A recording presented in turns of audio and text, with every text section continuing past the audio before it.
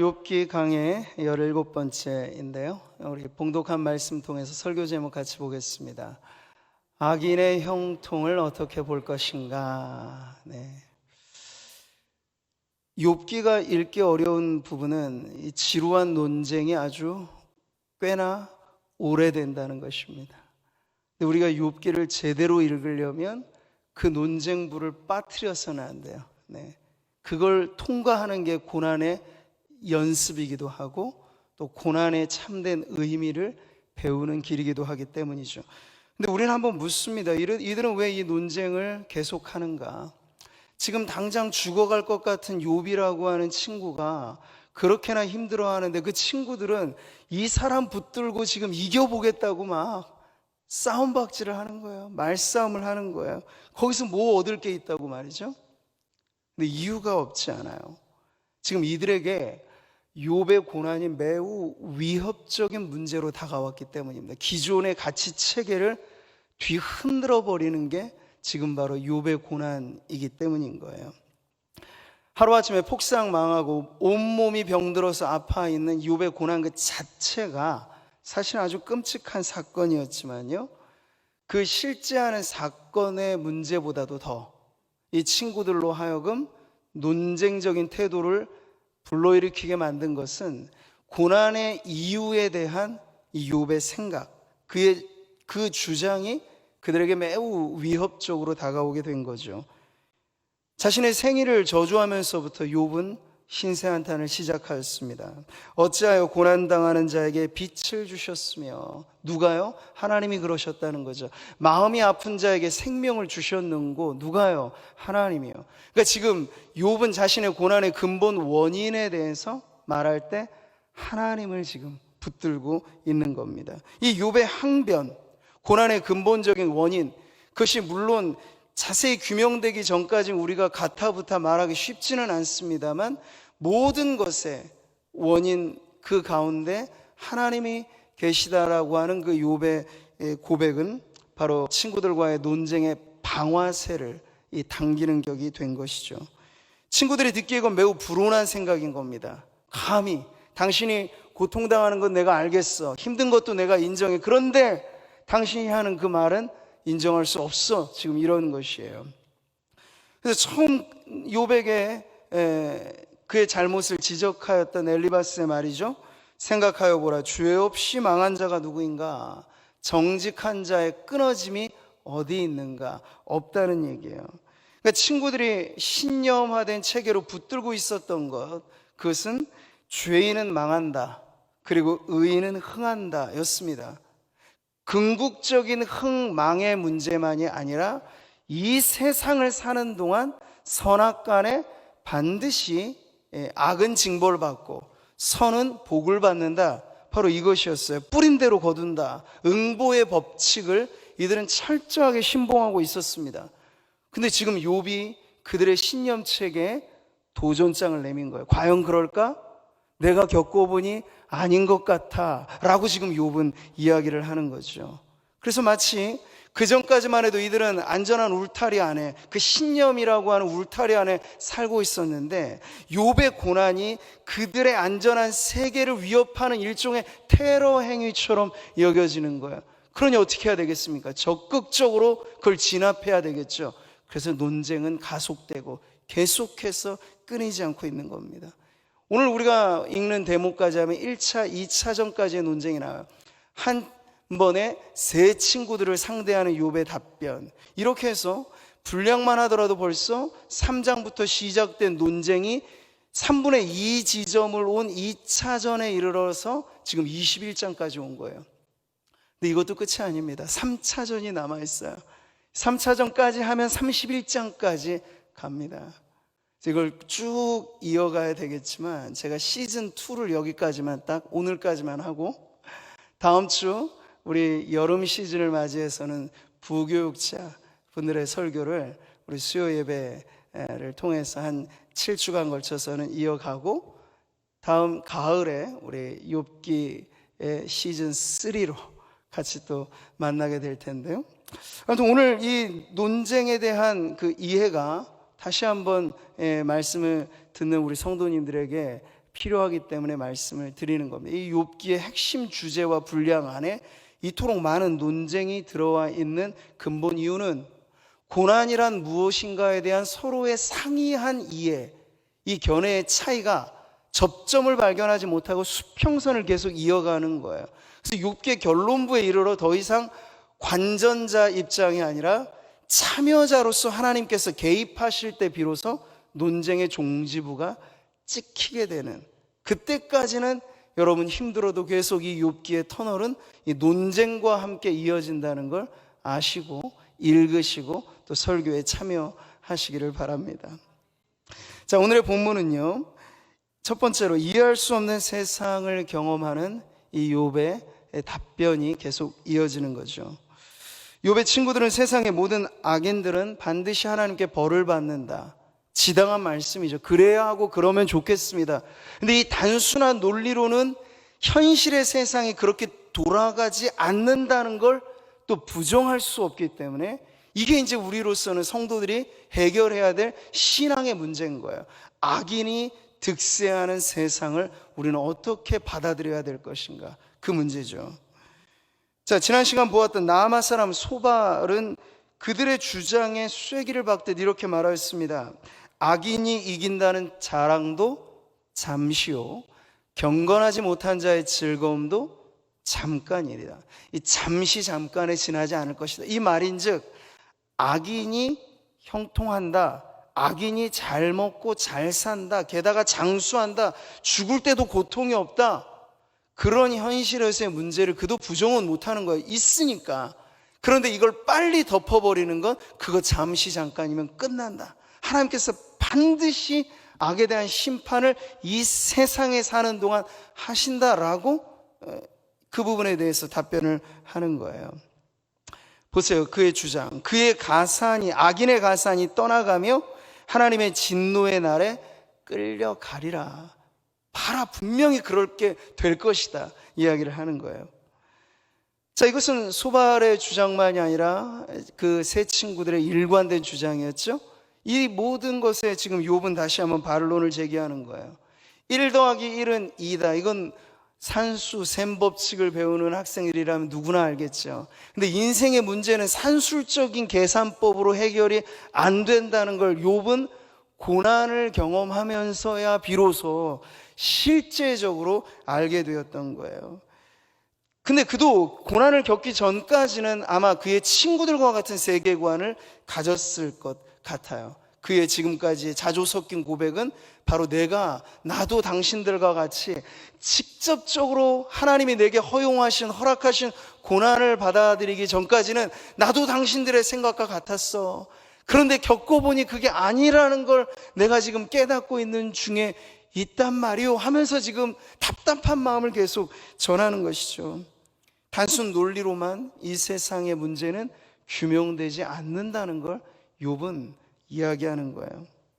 여러분, 인간은 아무리 발전에 발전을 거듭하고 첨단 AI가 모든 것을 다 아는 절대 지식의 백과사전 같은 것을 만들어낸다 할지라도 인간과 하나님의 차이는 여지없죠. 좁힐 수 없는 차이. 하나님이 전지하신 반면 우리는 아는 것이 매우 국소적이고 매우 부분적이라 하는 겁니다.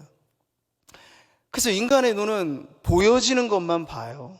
인간의 귀는 들리는 것만 듣습니다. 근데 게다가 그게 굳어지고 편향되면 보고 싶은 것만 봐요. 듣고 싶은 것만 듣습니다. 그럼 왜곡과 굴곡인지조차 모른 채 합리화되는 게 비일비재하다는 거죠.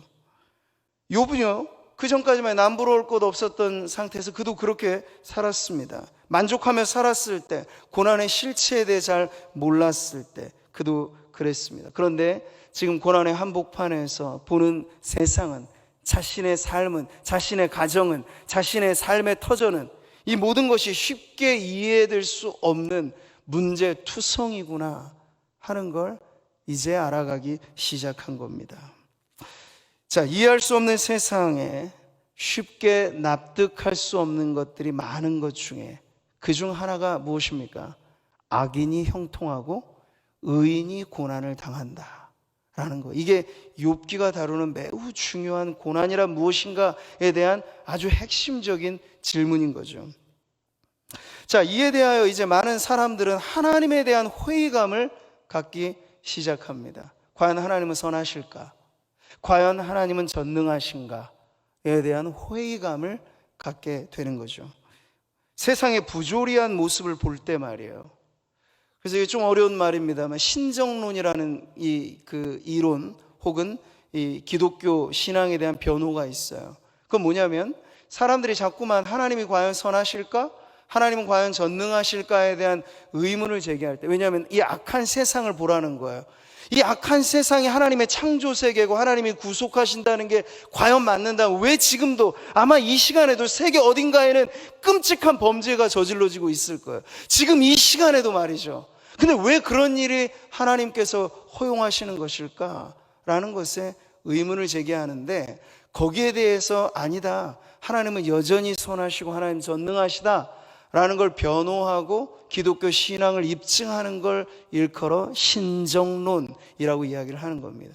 근데 한창 이런 것들이 인류 역사상 사람들에게 이 회의적인 질문이 많아졌던 때가 있어요. 그것은 바로 1, 2차 세계대전을 치르면서. 특히나 2차 세계대전 중에 히틀러에 의해서 죽어나갔던 유대인들 그 수만 해도 600만 명에 넘어갑니다. 그 당시 유럽에 살았던 전체 유대인 인구의 3분의 2를 죽였어요. 그냥 유대인이라는 이유만으로 600만 명 정도 하면요, 오늘날 기준으로 경상남북도 인구의 총합보다 많아요. 그러니까 한 도에, 우리로 따지면 인구가 한 시대에 한순간에 한 악인에 의해서 완전히 증발되듯 사라져버린 거예요. 이걸 홀로코스트라고 합니다. 대참사. 이거 번제로 태워버렸다라는 그런 의미가 이 원어에 있어. 홀로코스트.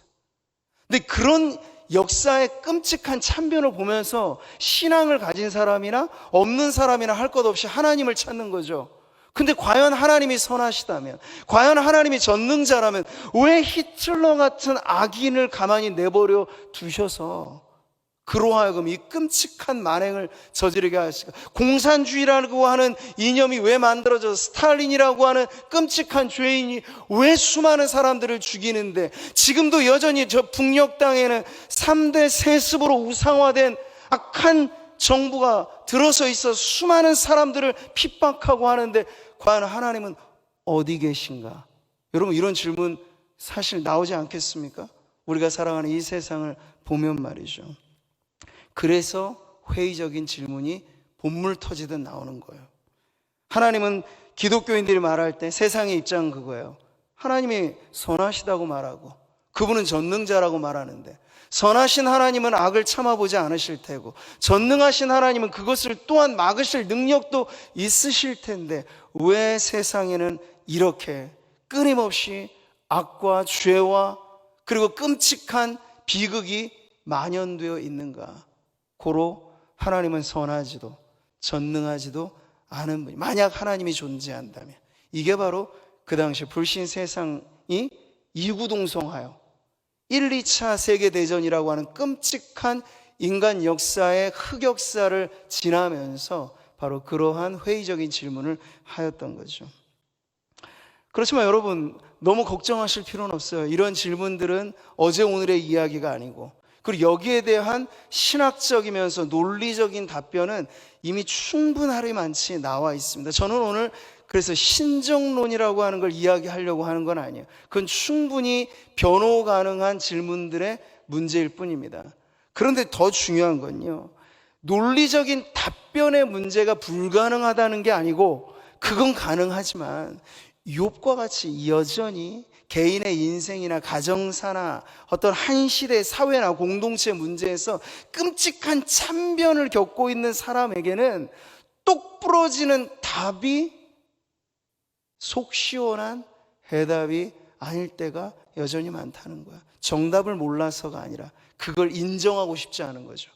받아들이고 싶지 않은 그 사람들에게 과연 우리는 어떻게 기독교 복음을 전할 것인가? 이에 대한 건 정답의 문제가 아니라 이 진리를 어떠한 방식으로, 어떠한 마음으로 어떻게 그들에게 전할 것인가에 대한 또 다른 문제일 수 있다는 거죠. 지금 욥이 처한 문제는 바로 그거예요. 헛똑똑이 친구들이 계속해서 공박하는 그것이 욥이 몰랐던 내용이 아니에요. 알고 그동안 일면 동의합니다. 그럼에도 불구하고 욥이 당하는 이 고난은 이해할 수 없는 세상, 그리고 이전에는 내가 반듯하게 하나님 잘 알아서 섬겨왔고 믿어왔다 여겼는데 고난에 닥쳐보니 하나님은 이해할 수 없는 분이라고 하는 엄연한 그러한 신앙의 고민이 지금 욥의 가슴을 짓누르고 있는 것이죠. 자, 여러분, 욥이 보기에 지금 친구들은 매우 단순한 생각만으로만 지금 맴돌고 있는 거예요. 마치 어린 아이들의 단순한 주장만큼 욥은 진정 고생과 고난과 고통과 아픔 속에 들어가 봤더라면 그렇게 말하지 못할 것을 친구들이 말하는 것에 답답한 심정을 계속 토로하는 거죠. 자, 그럴 때 여러분, 오늘도 이 악인이 형통한 세상을 보라고 욥은 친구들에게 답답한 그 심정을 지금 계속 표현해 주고 있는 거예요. 오늘 본문의 21장을 보시면 이런 말씀이 나오죠. 같이 읽겠습니다. 어찌하여 악인이 생존하고 장수하며 세력이 강하냐? 그들의 후손이 앞에서 그들과 함께 굳게 서고 자손이 그들의 목전에서 그러하구나. 이게 지금 욥의 세상에 대한 관찰이에요. 자기의 고난을 겪어보니 그랬다더라 하는 걸 이제는 체험적으로 자신도 고백하게 되는 거죠. 욥은 보고 싶은 것만 봐서 그렇지 실제 있는 그대로의 세상을 보면 악인은 떵떵거리며 잘 산다. 그리고 선하게 살려보려고 하는 수많은 사람들은 그 악인의 짓밟혀 고통 속에 허우적거리고 있다. 이게 세상인데 어찌할 것인가? 라고 지금 이야기를 하는 거죠. 자손 대대로까지 그 악한 이들의 재산이 대물림되는 거, 이게 옛날만의 문제가 아니잖아요. 오늘날에도 우리가 똑같이 경험하고 있는 비정상의 부조리한 세상의 모습입니다. 근데 더 문제는요, 그걸 문제로 바라보는 것은 오히려 믿는 사람들, 그리고 악인을 악인으로 바라볼 줄 아는 선한 사람들인데, 악인 그 자신들은 전혀 이런 것에 대한 문제의식조차 없이 자신을 악하다 생각하지조차 않고 하나님이 과연 어디 있느냐라고 감히 불경건한 언사를 자신만만하게 떠들고 하나님보다 내 주먹이 더 강하다, 이런 식으로 말을 하는 이들이 지금 있다는 얘기죠. 그래서 그 끝날마저도 불행하지 않아 보이는 악인들을, 이 세상에 그들을 보라는 거예요. 욥은 13절 14절이죠. 그들의 날을 행복하게 지내다가 잠깐 사이에 스올로 내려가느니라. 그럴지라도 그들은 하나님께 말하기를 우리를 떠나소서, 우리가 주의 도리 알기를 바라지 아니하나이다. 여러분 보세요. 이 세상을 수천 년의 간격을 두고 있지만 변한 건 별로 없죠. 지금도 무신론자들은 하나님이 없다고 광고판까지 이제 만들어 붙이는 세상, 이미 유럽에는 그게 일반화되고 우리나라도 복음 광고판이 지금은 아직은 우리한테 익숙하잖아요. 이제 불신앙의 광고판이 돌아다닐 세상도 곧 있으면 올지 몰라요. 우리도 예외는 아니기 때문에. 근데 그들은 자신만만하게 만들어진 신이라고 말합니다. 자신만만하게 신은 없다고 말하고, 아니 인간이 신이 되는 세상이 왔다고 말합니다. 그게 지금 이 세상에 똑똑하다 소위 자부하는 상위 몇 퍼센트를 점유하고 있는 학자, 권력가, 정치인, 이 모든 세력들이 똘똘 뭉쳐서 지금 하나님에게 대한 반기를 들고 있는 게 이 세상의 형편이에요. 요즘도 우리 사회는 불공정에 대한 문제를 제기하잖아요. 이게 해소되지 않는 문제이기 때문에. 내로남불이라는 말이 왜 이렇게 온 국민에게 회자가 됩니까? 악한 사람들이 악을 인정하지조차도 않으면서 떵떵거리며 잘 사는 세상을 보니까 그런 거예요. 보니까 코로나 방역에 대한 방해 혐의로 구속 기소됐던 신천지 이만희 교주, 오늘 항소심 공판이 있는 날이라고 하는데 결과가 어찌 났는지까지는 제가 못 봤습니다만 우려할 만한 결과는 알죠. 보니까 국내에 최고 잘 나가는 로펌을 사용했어요. 그게 무슨 말인지 아십니까? 유전무죄, 무전유죄는 여전히 통하는 세상이라는 거예요. 죄가 어느 정도 있어도 엄청 잘 나가는 변호사, 수없는 돈을 투자해서 변호를 맡기면요, 빠져나가요. 형량이 엄청나게 줄어들거나, 이런 세상은 예나 지금이나 변함없어 보이는 거예요. 이게 물질주의 세상의 특징이기도 합니다. 물론 국가나 사회의 기준에 따라 그런 떵떵거리며 사는 내로남불급의 악인들이 소수냐 아니면 다수냐의 차이는 있을 뿐, 어느 사회, 어느 나라, 어느 민족, 어느 공동체이든지 악인이 활보하며 돌아다니는 이것이 세상의 형편이지 않느냐. 지금 욥의 주장은 그렇게 이어지고 있는 거죠.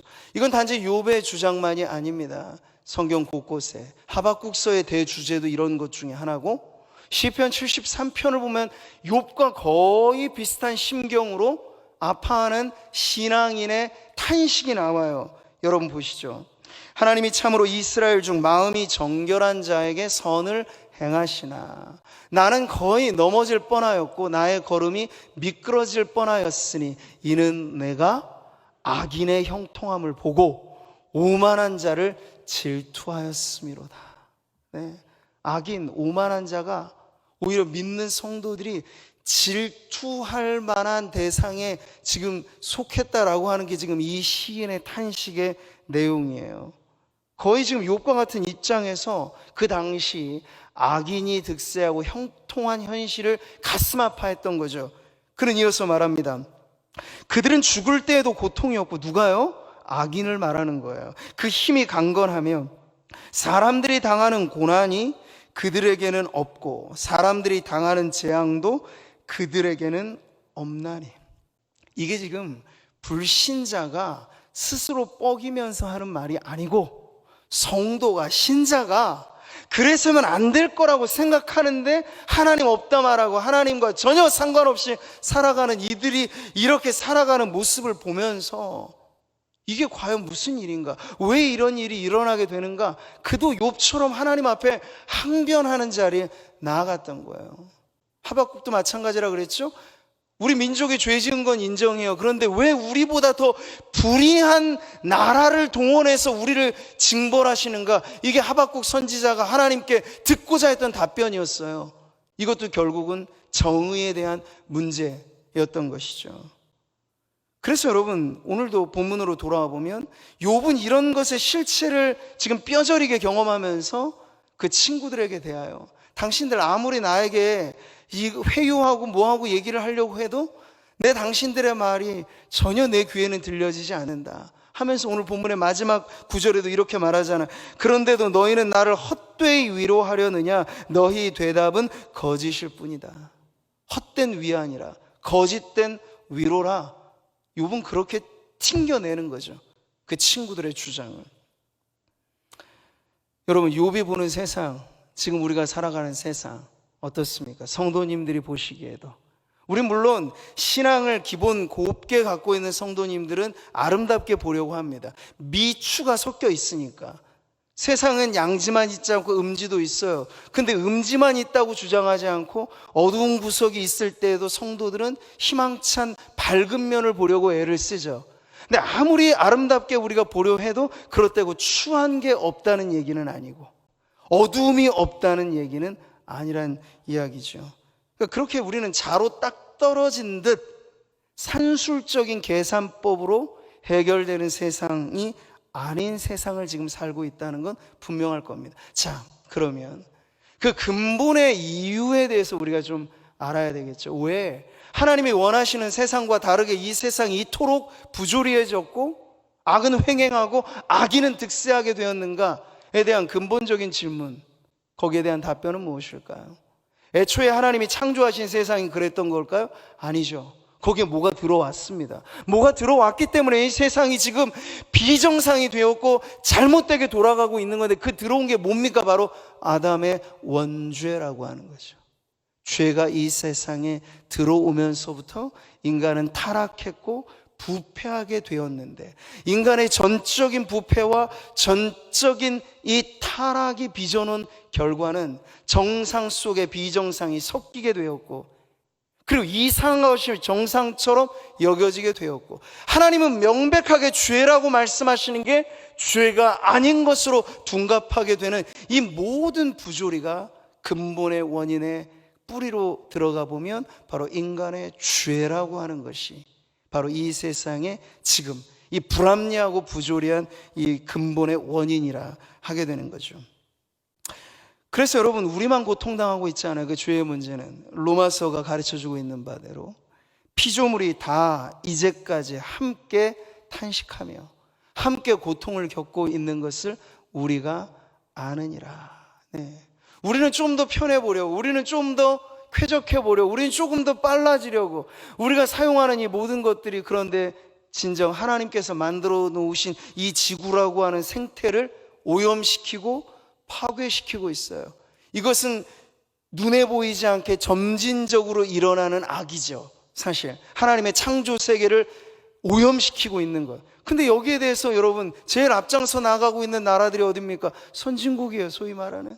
이걸 어떻게 여러분 해결할 수 있겠습니까? 이제서야 이제 무슨 탄소 문제니 뭐니 하면서 이 모든 것들을 해결해 보려고 서로들 머리를 맞대지만, 지금 우리가 겪고 있는 이상기후라든지 이 모든 지구상에 일어나는, 비가 내려도 정상적으로 내리지 않고 국지성이지만 엄청나게 쏟아부어서 인명피해를 동반한 홍수 사태가 막 일어나고, 한번 불이 번지면 엄청나게 확산되고, 지진과 해일, 이런 문제들이 여러분 근본 인간이 저질러 놓은 그 죄와 악에 대한 이 자연의 현상을 통해서 하나님께서 보여주시는 이 세상의 모습이기도 한 것이죠. 여러분, 하나님께서는 분명 인간을 이성적인 존재로 창조하셨습니다. 하나님을 닮은 꼴로 말이죠. 근데 죄로 말미암아, 죄로 일그러진 인생은 이성적인 판단을 하느냐? 그게 아니고 매우 불합리한 판단을 하게 되었다는 거예요. 그런 인간이 모여서 사회를 이루고 공동체를 이루니, 아무리 기준과 원칙을 말한다 하더라도 실제 그런 사람들이 법을 만들고 실제 그런 사람들이 법을 집행하니 사회 자체가 부조리한 이 근본 문제가 해결이 잘 안 되는 것을 우리는 답답한 심정으로 보고 있는 것이죠. 무법자들이 이렇게 떵떵거리며 살아가는 이 세상, 분명 우리는 쉽게 답할 수는 없습니다만, 우리가 지금 경험하고 있는 이 세상은 신앙의 진리가 가르쳐주는 것과는 매우 역행하고 잘못된 길로 가고 있는 모습들이 많이 있다는 걸 부인할 수는 없다는 얘기죠. 그러니까 욥의 주장은 거기에 기대고 있는 거예요. 그러니까 욥의 친구들은 매우 관념적인 이야기를 하고 있는 거죠.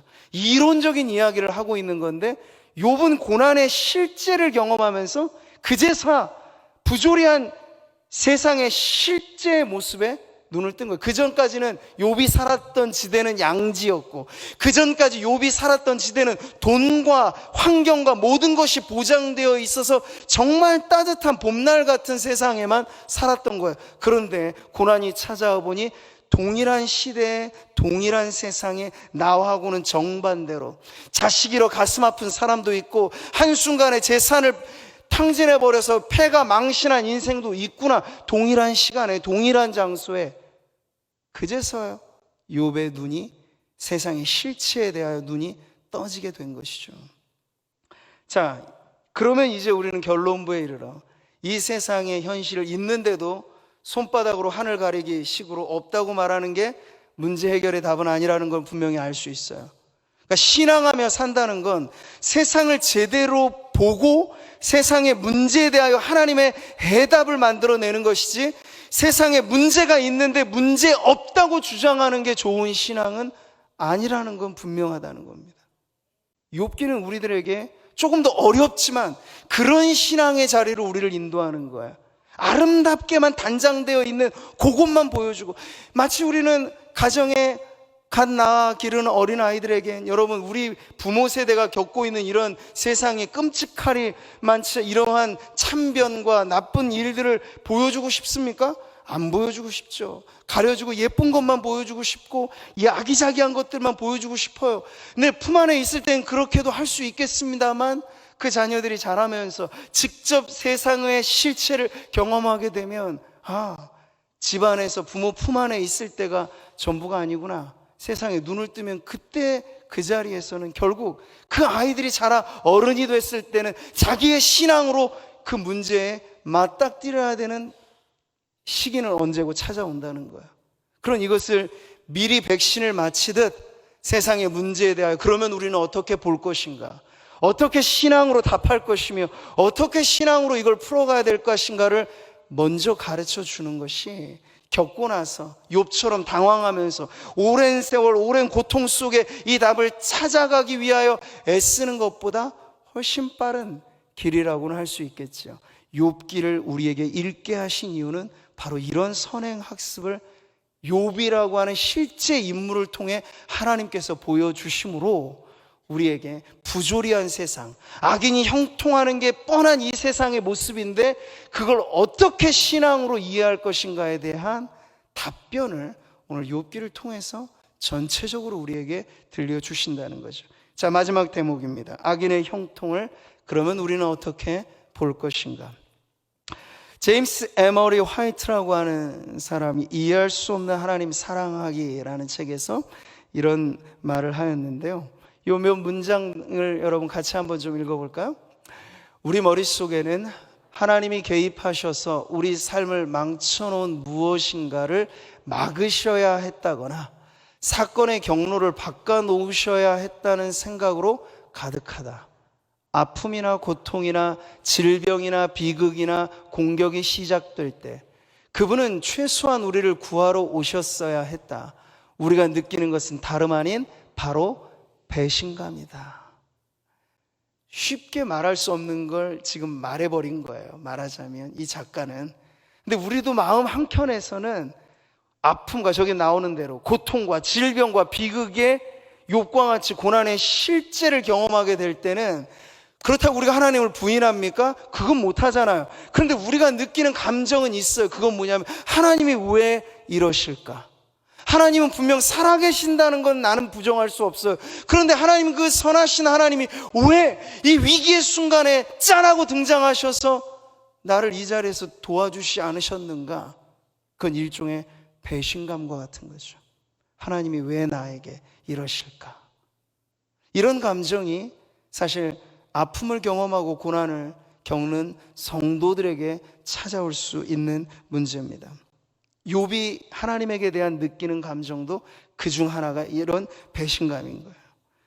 그래서 이전까지 산술적인 딱 떨어지는 세상을 살아왔는데 이제 겪어보니 세상이 그렇지만은 않다는 걸 알았고, 욥도 다른 친구들처럼 마치 그는 자수성가형 아마 사람이었기 때문에 하늘은 스스로 돕는 자를 돕는다라고 하는 일반의 인생 법칙을 그도 동의했을 겁니다. 그런데 이런 세상의 신조가 와르르 무너지게 되고 나서부터 욥은 이제 진정 신앙하며 산다는 건 쓴물 단물 중에 단물만 맛보며 사는 게 아니고 쓴물을 마시고 고난을 겪고 아픔을 통과하면서 비로소 신앙의 진가는 드러난다. 거기서 비로소 신앙이 있고 없고의 여부는 시험이 있기 전까지가 아니고 시험을 만날 때 비로소 신앙의 진가가 드러난다는 걸 지금 욥은 온몸으로 배우고 있는 것이죠. 현실을 부정한다고 현실의 문제는 해결 안 됩니다. 지금도 여전히 악인은 형통하고 있고 의인은 고통당하고 있는 실제가 우리의 삶일진데 우린 여러분 이것을 어떻게 풀어야 할까요? 욥과 비슷한 상황에 놓여 있었던 시편 73편을 제가 읽어드렸는데 그 시인의 경험도 이와 비슷합니다. 그보다 먼저 욥은요, 중간중간에 욥이 하나님에게 대해 탄식도 하고 때로는 원망도 하고 하지만 욥의 신앙은 그러면서도 불구하고 절대로 하나님을 붙잡는 끈을 놓지는 않는다는 데 있어요. 그래서 언뜻 비쳤던 욥의 신앙이 어떤 것이었습니까? 바로 이런 것이었죠. 내가 알기에는 나의 대속자가 살아계시니 마침내 그가 땅 위에 서실 것이라. 나의 대속자, 핸델의 메시아에 나오는 아주 중요한 대목이라고 제가 말씀드렸죠. 근데 이 전까지만 해도 욥은 계속해서 원망도 하고 불평도 하고 하나님 이러시기에요 라고 탄식도 하면서 때로는 배신감도 느끼고 하면서도 욥의 욥다움은 그러나 나에 가는 그 길을 그가 아시나니, 나도 다 이해할 수 없는 게 인생이고 나도 다 규명하지 못하는 게 세상의 이 부조리함이지만 그럼에도 나의 대속자는 살아계셔서 그분이 마침내 이 땅에 임하실 것이다 라고 하는 그의 언뜻 보이는 그 분명한 신앙, 그게 뭡니까? 결국 우리가 의지할 바는, 이 부조리한 세상을 살 때 그러하기에 더욱이 우리가 의지할 바는 하나님밖에 없다는 사실을 욥은 고백하고 있는 거예요. 시편 73편도 보세요.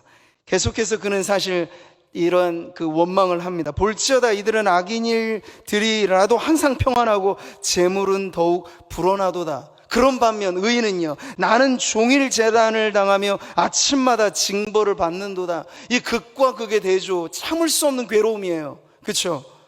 근데 여기서 자포자기하면 끝인 겁니다. 이 회의적인 질문이 우리에게 걷잡을 수 없이 몰려오더라도 신앙하며 산다는 건 이것을 끌어안고 하나님 앞에 가까이 나아가는 것이거든요. 그래서 시인은 그 자리까지 간 거예요. 힘들고 괴롭지만 예배하는 자리를 포기하지 않고, 보세요, 내가 어쩌면 이를 알까 하여 생각한즉 그것이 내게 심한 고통이 되었더니 같이 읽습니다.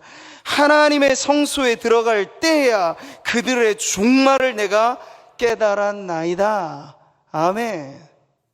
괴로움과 고통 속에서도 이 시인은, 그리고 욥이 그랬던 것처럼 하나님을 붙잡고 있는 줄을 놓지 않아요. 우리가 늘 예배에 기쁨과 어깨 춤추면서 올 때도 있지만 때로는 세상에서 겪은 고통 속에 여러분이 정말 욥과 같은 탄식을 짊어지고 이 자리에 올 때도 있어요. 이 시인의 고백처럼 고통 속에 하나님 앞에 나아갈 때가 있는 성도들이 많이 있죠. 그럴 때 여러분, 하나님이 깨닫게 해주시는 것, 이 성수가 뭡니까? 하나님의 임재를 경험하는 것, 살아계신 하나님을 만나는 것, 그제서야 그 영원하신 하나님 앞에 규명되어지는 세상이 어떠하다는 걸 깨닫게 되면서 우리가 비록 이 세상 예나 지금이나 혹 앞으로도 악인이 형통하는 일들을 우리가 보게 될지라도 신앙을 잃어버리기는커녕 오히려 더 돈독하게 붙잡을 수 있는 그 비결, 이게 바로 욥이 앞으로 깨닫게 될 것이었고, 그리고 시편 73편의 시인은 이 시를 쓸 당시에 깨닫게 된 고백이 바로 이것이에요. 현실에서 악인의 형통을 보고 하나님의 백성들의 고난을 볼 때 여러분, 중요한 건 그럼에도 불구하고 믿음을 놓지 않고 믿음의 시야를 넓혀가는 거죠. 당장만 보지 말라는 얘기야. 그 넘어 어디까지요? 우리가 성수에서 경험하는 하나님은 그저 이 시대의 하나님만이 아닐 것입니다. 태초부터 세초부터 세말까지, 영원 전부터 영원까지 우리 하나님 영원하신 분이세요. 그 안에 지구라고 하신 판단에 여러분 속해 있다고 하는, 그게 바로 우리가 신앙에 놓치지 말아야 될 종말의식이라고 하는 걸 오늘 이 말씀의 메시지는 우리들에게 가르쳐 줍니다. 라틴어는 짧은 격언으로 지혜를 가르쳐주는 문구들이 많이 있는데 그 중에 하나, 메멘토 모리라는 말이 있죠. 죽음을 기억하라. 이게 죽어가는 사람에게 들려주는 말이 아니에요. 지금 건강하게 살고 있는 사람에게 알려주는 거죠. 메멘토 모리, 죽음을 기억하십시오. 당신에게도 언젠가 오게 될 그 죽음 앞에 두려워 떨지 않는 인생으로 살아가도록, 그 죽음 앞에 흔들리며 의심하며 불신으로 사라지지 않도록 살아있는 동안에 믿음을 가지고 살라는 그런 격언이기도 해요. 여러분, 예수님께서도 당시 사셨던 그 세상은 절대 쉬운 세상이 아니었죠. 로마의 압제 가운데 이스라엘 백성들은 속국이 되어 있었고, 예수님이 걸어다니는 그 세상에도 핍박은 날마다의 일상이었습니다.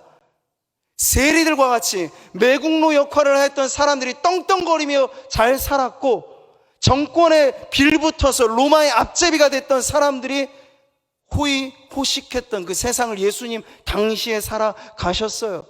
그때 예수님께서 비유로 하신 부자에 대한 비유를 여러분 들어보십시오. 어리석은 자여, 오늘 밤에 내 영혼을 도로 찾으리니 그러면 내 준비한 것이 누구의 것이 되겠느냐. 유명한 예수님의 비유죠. 이 비유에 등장하는 부자는 죽기 전날까지도 너무 재산을 많이 증식해서 아마 오늘날 세계 첫째, 둘째 가는 부자처럼 그랬을지 몰라요.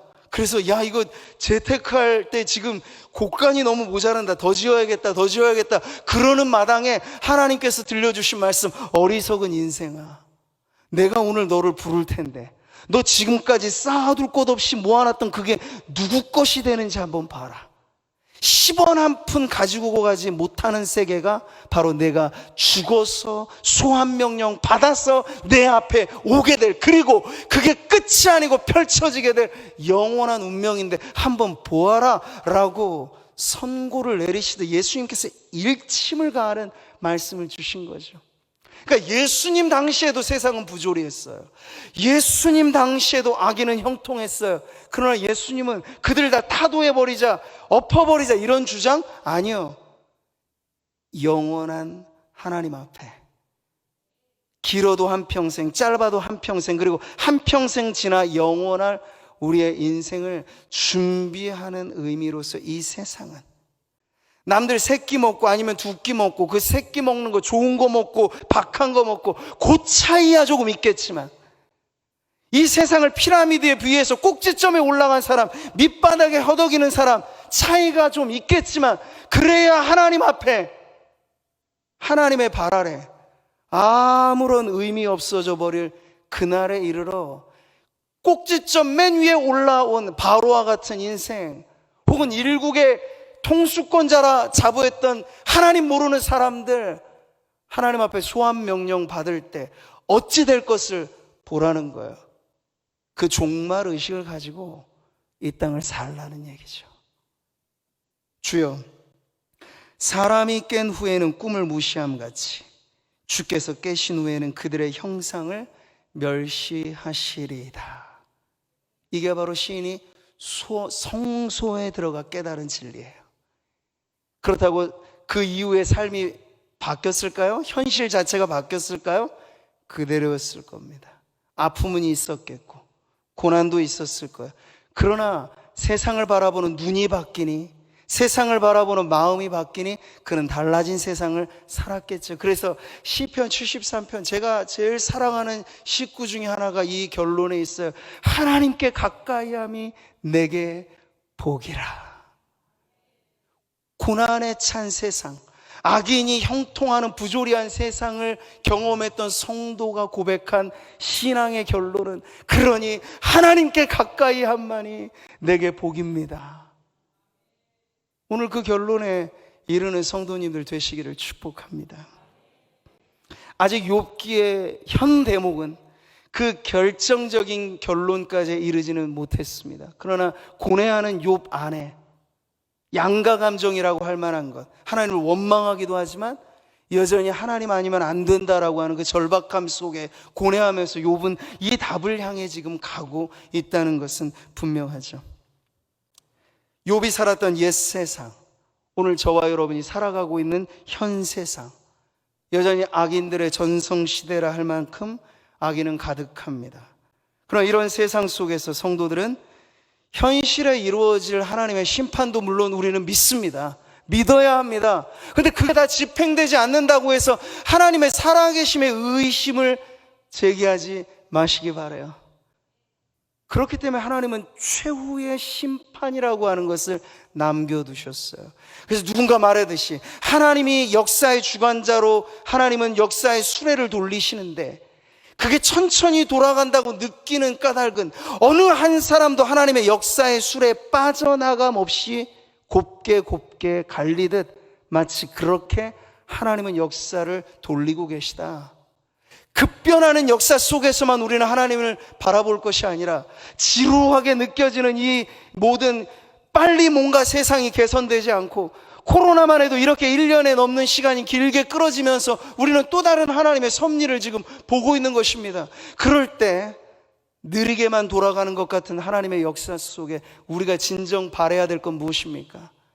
당장에 속 시원히 모든 게 규명되지 않을 때 우리에게 남겨진 것이 있으니 그것이 바로 우리 주님 다시 오실 그날에 천사장의 나팔소리와 함께 주님 강림하신 그날에 그제서야 비로소 이 땅을 살아갔던 아벨의 흘린 피로부터 시작된 마지막 순교자의 피까지 하나님을 향하여 호소했던 죽어가면서까지 그들은 목숨을 내놓으면서 신앙을 지켰잖아요. 그 순교자의 피들이 호소하는 그 모든 것에 하나님께서 응답하실 날은 현세가 아닐 것입니다. 주님 오실 그 마지막 심판의 날에 이루어질 그 날들, 그때도 한번 보자는 거예요. 악인들이 하나님의 심판대 앞에서도 그렇게 떵떵거릴 수 있을지, 악인들이 하나님의 심판보좌 앞에서도 자신이 가졌던 권력과 돈과 빽과 명예를 자랑할 수 있을지 보라는 얘기예요. 없을 것입니다. 그러니 성도들의 종말의 의식은 이 세상을 살아가되 당장만이 아닌 영원한 하나님의 나라로 우리의 신앙의 눈을 향하여 우리가 이 땅을 어떻게 살 것인가 수많은 질문들이 쏟아질 때 여전히 하나님께 가까이함이 내게 복이라 고백하면서 하나님 앞에 나아가는 성도들이 되시기를 바랍니다. 무너졌도다 큰 성 바벨론이요. 계시록에 나오는 이 바벨론의 함락은 세상을 상징하는 것입니다. 바벨론, 그 당시에 최고로 잘 나갔던 도시였으며 모든 불신앙과 모든 반하나님적인 문화가 집중되었던 그곳, 상징적인 것이죠. 근데 그게 무너질 날이 온다는 거예요.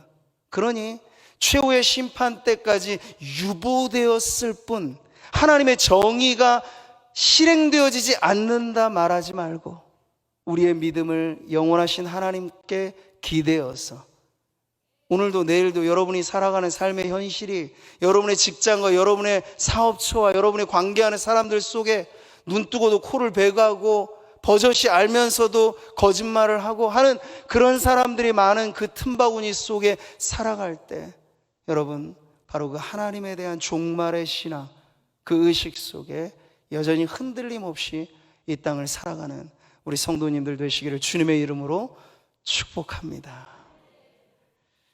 함께 찬양할까요? 예찬송인데요, 오늘 하루 종일 비가 오는 날 제가 보면서 설교 마지막으로 준비할 때 이 찬양 부르고 싶더라고요. 창문 두드리며 비가 올 때 추적추적 이 날씨 속에 그냥 가만히 있어도 좀 우울해질 수 있는 이때 우리는 하나님을 생각합니다. 하나님께서 이 세상을 지금 어떻게 바라보고 계실지 할 수 있으면 우리 하나님의 눈으로 이 세상을 보고 하나님의 마음으로 이 세상을 품을 수 있다면 우리가 사는 세상의 어두운 면을 보고 그리고 아주 음침한 습지대와 같은 그런 문제들을 우리가 보게 될 때에도 신앙하며 승리하며 살아가게 될 것입니다. 이 찬송에 여러분의 신앙을 담아서 우리 같이 한번 고백하며 찬양하겠습니다.